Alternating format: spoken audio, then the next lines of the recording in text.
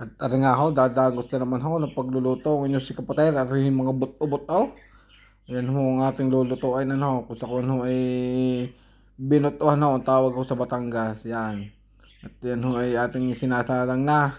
At atin na ho pakukuluin. Yan. At laabang apoy. Kaya naman ah. Tapos ating sasamahan ho ng kamutay. Yan. Isa lang ang aking ilalagay din eh. Pagka ho nilagay ko naman ho dalawa. Baka naman ho hindi na makita ang karne. Baka naman sabihin ni adobong kamuti na ang tawag din. Ayan ho. Out yan. At ating ilalagay na ho yung kamuting ating ginayat. Yan. Hindi ko na ho pinakita ang paggagayat. At talaga namang ako'y matataga pa eh. Kaya naman na. Yan ang ating kamuting ginayat. Isinama na ho natin din sa ating adobaw ng mga buto-butaw. Yan ho eh. Kung sa atin ho eh maghukay kayo sa sintabay. At yan ho eh ayos na pang rekadaw sa mga adobaw. At tama-tama ho yan. Ako po, sabay ang baysanan.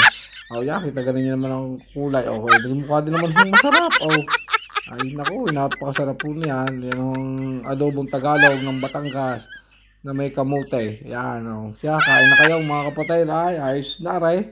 Ay, kayo baga, ay siya. Ay, tapong na din eh. Sa iba, mga taba-taba ho ang ginagawang gayaan.